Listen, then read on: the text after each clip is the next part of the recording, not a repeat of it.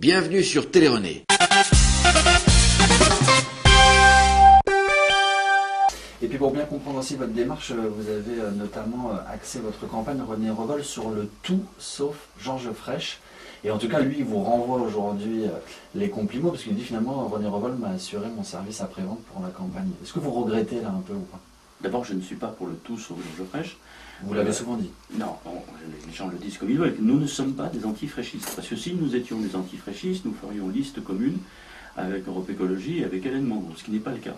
Nous faisons une liste antilibérale, anticapitaliste, écologique, et nous avons des positions de rupture avec le capitalisme. Nous partons d'un constat, c'est que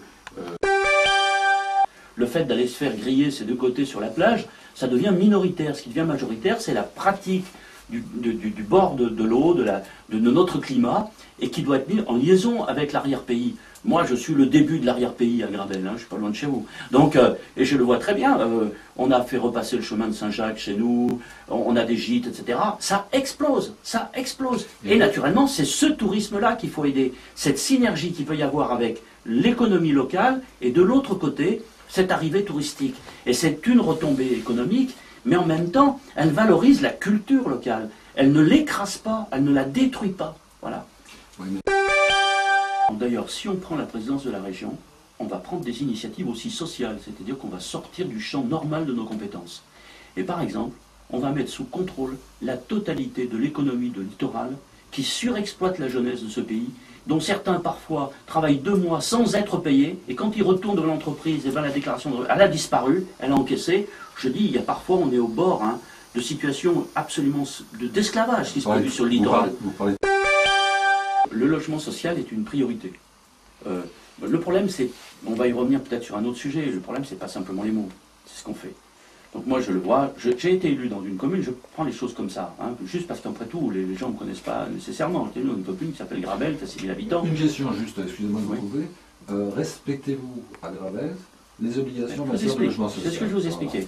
J'arrive à Gravel, je me fais élire 57% des voix, donc, et sur quoi? Sur le logement social, entre autres, et tout le monde m'a dit, ouais, les bourgeois de Gravel ne le font jamais pour toi, etc. Il n'y a pas que des bourgeois de Gravel, on s'en est aperçu ce jour-là.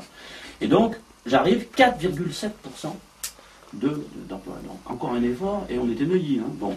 Donc, on a décidé de prendre le taureau par les cornes. Donc, cette année, on a déjà doublé l'offre.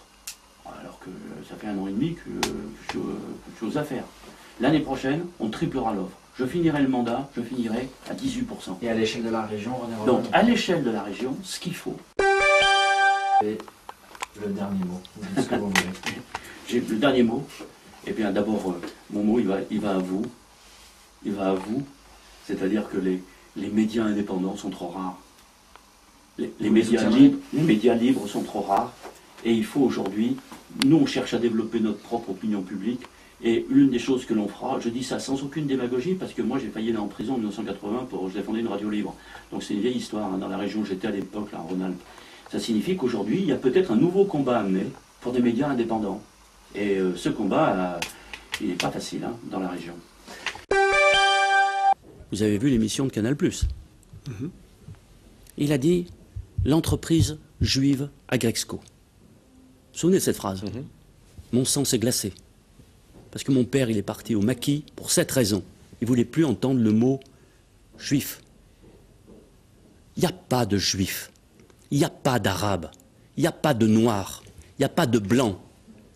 Il y a des citoyens égaux en droit. C'est le fondement même de notre République. Pourquoi alors ne pas avoir sursauté lors du conseil d'agglomération où vous étiez, lorsque Georges Frêche s'en est pris à Laurent Fabius, en disant qu'il avait une tête pas très catholique? Vous étiez sur place non, ce soir-là? Non, je n'étais pas sur place à ce moment-là. J'étais pas sur place à ce moment-là. Ça a été écrit dans la presse, pourquoi n'avoir pas réagi? J'ai réagi quand il a injurié à ce moment-là, je suis sorti de la salle et...